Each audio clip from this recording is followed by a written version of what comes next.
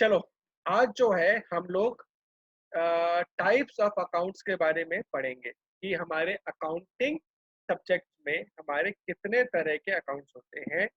पर types of accounts बताने से पहले मैं आपको अकाउंट्स में कुछ इम्पोर्टेंट चीज़ें बता दूं। नोट ज़रूर कीजिएगा। देखिए, जो अकाउंट्स होती है ना, ये नॉर्मली मेरी प्लस और माइनस ही होती है। या तो चीज़ मेरी प्लस होगी या तो चीज़ मेरी माइनस होगी। अकाउंटिंग टर्म्स में हम लोग प्लस माइनस नहीं बोलते हैं। अकाउंटिंग टर्म्स में हम बोलते हैं डेबिट करना और क्रेडिट करना। अब डेबिट प्लस है कि माइनस, क्रेडिट है कि प्लस या माइनस, मैं आपको बताऊंगा। हम लोग हमेशा अकाउंट्स में डेबिट और क्रेडिट ही बोलते हैं। इसको डेबिट कर दो, इसको क्रेडिट कर दो। तो आप भी प्लस माइनस शब्द का प्रयोग नहीं करेंगे। आप भी डेबिट बोलेंगे और आप भी क्रेडिट बोलेंगे। अब कहाँ डेबिट प्लस होता है, कहाँ डेबिट माइनस होता है, कहाँ क्रेडिट प्लस होता है, कहाँ क्रेडिट माइनस होता है, ये मैं आपको अकाउंटिंग इक्वेशन के थ्रू समझाऊंगा। आप लोगों को पता है अकाउंटिंग इक्वेशन होती है मेरी assets equals to capital plus liabilities. अब ये एसेट्स क्या है, ये कैपिटल क्या है, ये लायबिलिटी क्या है, ये आपको ऑलरेडी पता है। नहीं पता है तो पुराना वीडियो देख लेंगे आप, आपको क्लियर हो जाएगा। अब क्या डेबिट होना है, क्या क्रेडिट होना है, मतलब डेबिट प्लस है या क्रेडिट प्लस है, ये कैसे हम जाने, तो ध्यान से सुनिएगा। क्रेडिट का मतलब नॉर्मल भाषा में हमेशा होता है मेरा प्लस। ठीक है, जो मेरा क्रेडिट है उसका मतलब होता है प्लस।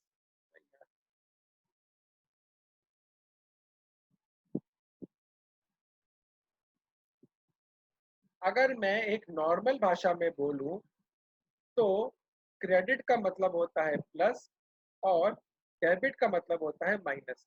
नॉर्मल भाषा में अगर मैं बोल रहा हूँ इसको क्रेडिट कर दो तो बोलूंगा कि प्लस कर दो, और अगर मैं बोल रहा हूँ डेबिट कर दो तो मैं बोलूंगा कि माइनस कर दो। ठीक है। अच्छा, ये जो मेरी डेफिनेशन है, क्रेडिट प्लस होता है, डेबिट माइनस होता है, वो कैपिटल और लायबिलिटी के लिए बिल्कुल फिट बैठती है। ठीक है, कैपिटल और लायबिलिटी के लिए वो बिल्कुल फिट बैठती है। इसका ये मतलब है, अगर मैंने बोला लायबिलिटी को क्रेडिट करो तो इसका ये मतलब है लायबिलिटी को आप प्लस कर रहे हैं। अगर मैं बोलूं डेबिट द कैपिटल, इसका ये मतलब है मैं कैपिटल को माइनस कर रहा हूं। अगर ये आपको समझ में आ गया हो तो प्लीज मुझे थम्स अप दे दें। राशि को आ गया, वेरी गुड। रचित, आपको आ गया, give me a thumbs up. Okay, चलिए आगे बढ़ते हैं।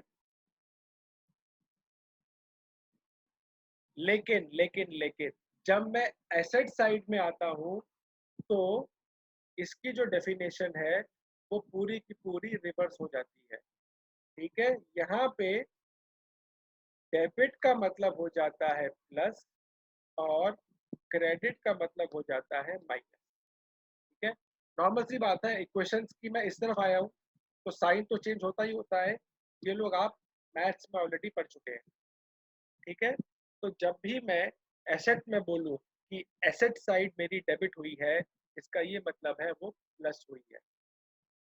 अगर वही मैं बोलूँ एसेट को क्रेडिट करो तो आप उसको माइनस करेंगे। यहाँ तक क्लियर है? Give me a thumbs up.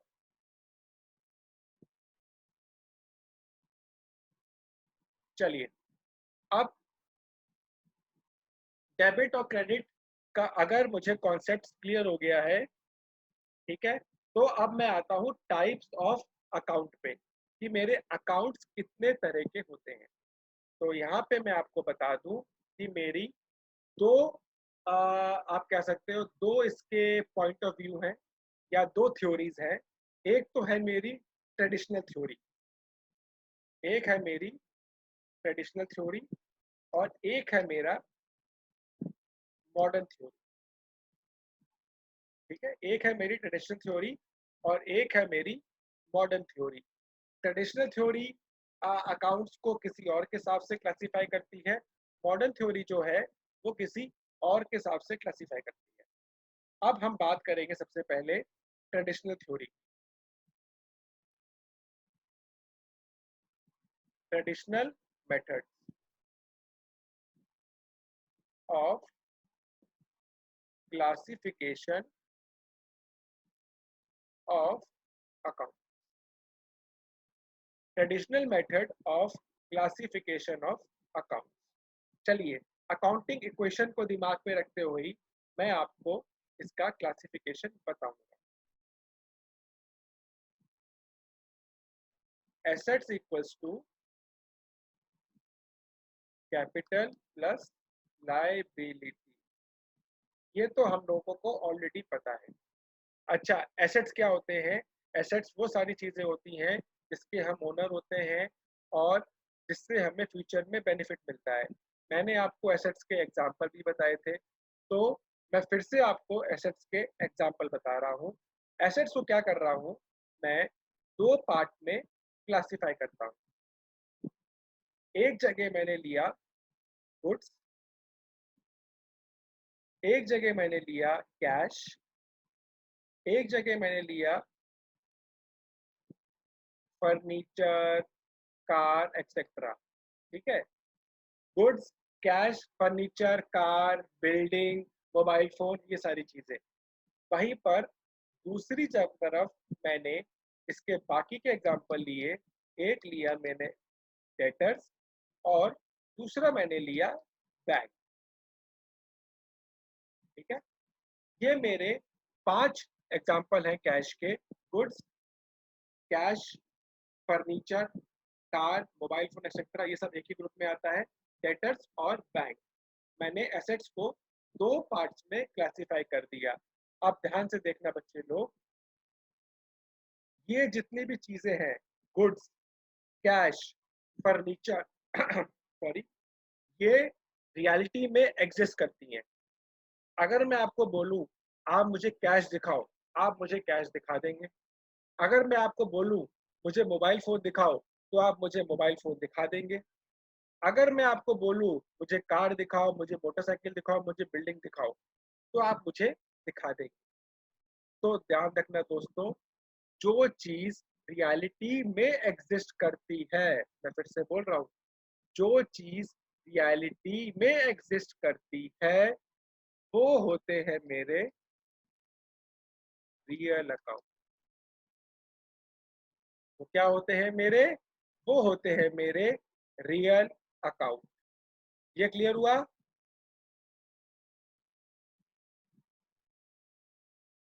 Okay good, राशि रचित क्लियर हुआ?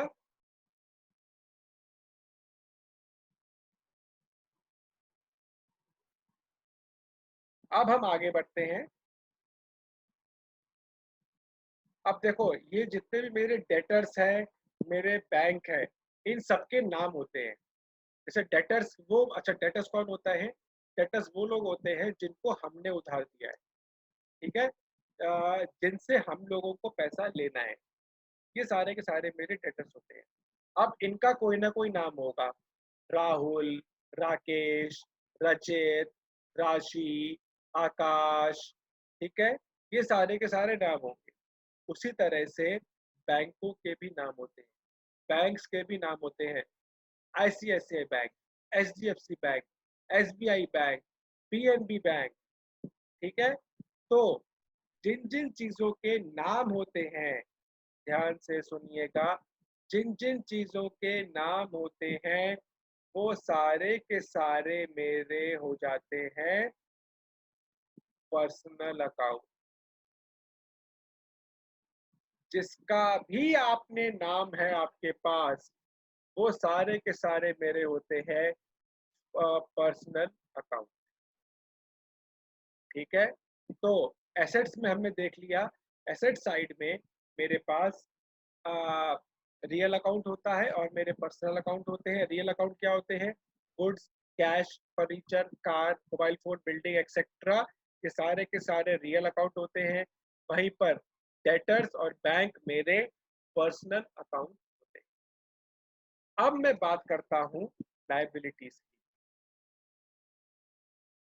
देखो लायबिलिटीज में मैंने आपको बताया था कि दो तीन चीजें आती हैं। एक तो इसमें सॉरी, लोन अकाउंट आता है, इसमें मेरे क्रेडिटर्स आते हैं। अब लोन आप लोगों ने बैंक से लिया होगा या किसी बंदे से लिया होगा, और क्रेडिटर्स कौन होते हैं? वो भी एक पर्सन होता है। पर्सन कौन सा पर्सन होता है? जिसने हम लोगों को उधार दिया है। तो देखो ऐसे लोगों के भी नाम होंगे, पक्का नाम होंगे। अब चूंकि इन लोगों के नाम है, इसलिए ये क्या कहलाएंगे? मेरे पर्सनल अकाउंट कहलाएंगे। राशि समझ में आया हो तो हाँ बोलना। हाँ, आ गया। गुड। अच्छा, कैपिटल अकाउंट क्या होता है? कैपिटल अकाउंट, मान लीजिए अगर राशि ने बिजनेस शुरू किया है तो वो राशि का कैपिटल अकाउंट होगा, राशि कैपिटल अकाउंट। अगर रचित ने बिजनेस शुरू किया है तो रचित बिजनेस अकाउंट। अगर मैंने बिजनेस शुरू किया है तो प्रणव बिजनेस अकाउंट। ठीक है, मतलब कैपिटल अकाउंट से पहले भी किसी का नाम होता है। तो इस टाइप के, तो कैपिटल अकाउंट भी मेरा क्या हो जाएगा? पर्सनल अकाउंट हो जाएगा। तो मैंने अभी अभी ये देखा कि दो टाइप के अकाउंट्स पढ़े। एक मैंने पढ़ा रियल अकाउंट, और एक मैंने पढ़ा अभी पर्सनल अकाउंट। इसमें मेरा आता है, मेरे एसेट आते हैं। इसमें मेरा एसेट, कैपिटल और लायबिलिटी आते हैं। ठीक है, इस टाइप के अकाउंट में एसेट, कैपिटल, लायबिलिटी तीनों आते हैं। वहीं रियल अकाउंट में मेरा एसेट आता है। कौन कौन से एसेट आते हैं? Goods, cash, furniture, car, building, mobile phone, pen वगैरह एंड एक्सेट्रा। अब ट्रेडिशनल मेथड जो है वो तीन तरह के अकाउंट्स बताता है। हमने दो तो देख लिए कि एक रियल है और एक पर्सनल है। तो तीसरा अकाउंट क्या होता है? तो ध्यान से सुनना बच्चे लोग। जो तीसरा अकाउंट होता है वो होता है मेरा नॉमिनल अकाउंट। जो मेरा तीसरा होता है वो होता है मेरा नॉमिनल अकाउंट। अब नॉमिनल अकाउंट में क्या आता है? नॉमिनल अकाउंट में मेरी सिर्फ दो ही चीजें आती हैं। कौन कौन सी आती हैं मैं बताता हूँ भी आपको। एक आते हैं मेरे इनकम, और दूसरे आते हैं मेरे एक्सपेंडिचर या एक्सपेंसेस। जितनी भी मेरी इनकम है, जितने भी मेरे एक्सपेंसेस हैं, ये सारे के सारे मेरे नॉमिनल अकाउंट में आते हैं। ठीक है, ये रियलिटी में नहीं होते हैं, ये एग्जिस्ट नहीं करते, इनका नाम नहीं होता है, इसलिए इनको हम कहते हैं नॉमिनल अकाउंट। ये क्लियर हुआ? इनकम और एक्सपेंस कौन से अकाउंट होते हैं? Okay, very good. लेकिन एक चीज ध्यान रखना, रेड पेन से चाहे तो आप इसको अंडरलाइन कर लीजिए, इंपॉर्टेंट। अगर आपको इनकम और एक्सपेंस में आपको कोई प्रीफिक्स मिल गया या कोई सफिक्स मिल गया, if there is prefix and suffix before या आफ्टर इनकम और एक्सपेंस, तो इस केस में जो मेरा इनकम और एक्सपेंस होगा वो मेरा पर्सनल अकाउंट बन जाएगा। ध्यान रखना, अगर आपको इनकम से पहले या बाद में प्रीफिक्स या सफिक्स दिख गया, या एक्सपेंस से एक्सपेंडिचर से पहले प्रीफिक्स या बाद में सफिक्स दिख गया, तो वो मेरा नॉमिनल अकाउंट नहीं होगा। ये कभी कभी एग्जाम में 1 मार्कर क्वेश्चन में आ जाता है कि ये कौन सा अकाउंट है। मैं आपको एग्जाम्पल के थ्रू बता देता हूँ। देखिए, रेंट अकाउंट जो है ये मेरा नॉमिनल अकाउंट है, लेकिन वहीं पर अगर मैंने लिख दिया आउटस्टैंडिंग रेंट, तो देखिए इससे पहले मेरा प्रीफिक्स आ गया, तो ये मेरा बन जाएगा पर्सनल अकाउंट। ये चीज आपको क्लियर है? हाँ या ना बोलिए। हाँ है।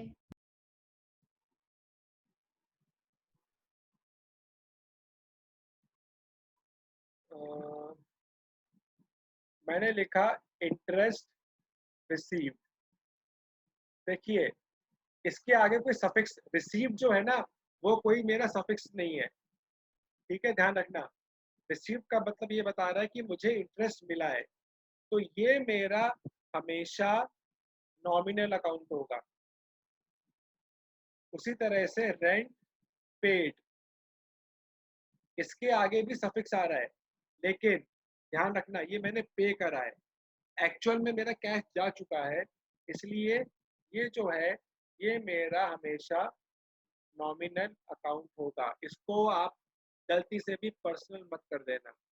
पर्सनल अगर होगा तो नॉर्मली जो मेरे सफिक्स होते हैं वो क्या क्या आते हैं, वो या तो आपका आएगा आउटस्टैंडिंग, या आपका आएगा एरियर्स, या आपका आएगा ड्यू, ऐसे कुछ होते हैं, ठीक है। ये ध्यान रखना कि रिसीव या पेड, दीज आर नॉट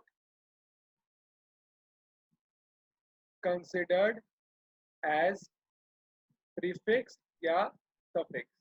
ये क्लियर है?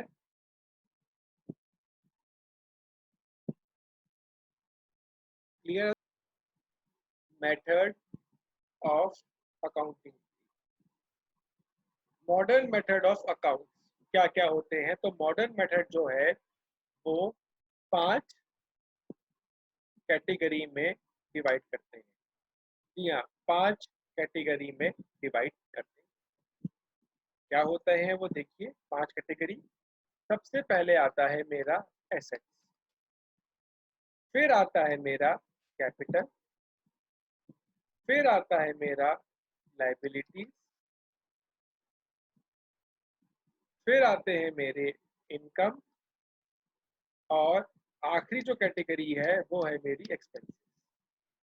तो मेरे जो मॉडर्न वाले लोग हैं, थ्योरी जो मॉडर्न मेरे जो एक्सपर्ट लोग हैं, वो अकाउंट्स को 5 कैटेगरी में डिवाइड करते हैं: एसेट्स, कैपिटल, लायबिलिटी, इनकम और एक्सपेंसेस। ये चीज आपको क्लियर है कि नहीं है?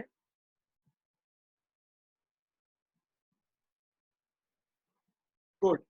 देखो आज की क्लास में मैं सिर्फ इतना ही करा रहा हूँ,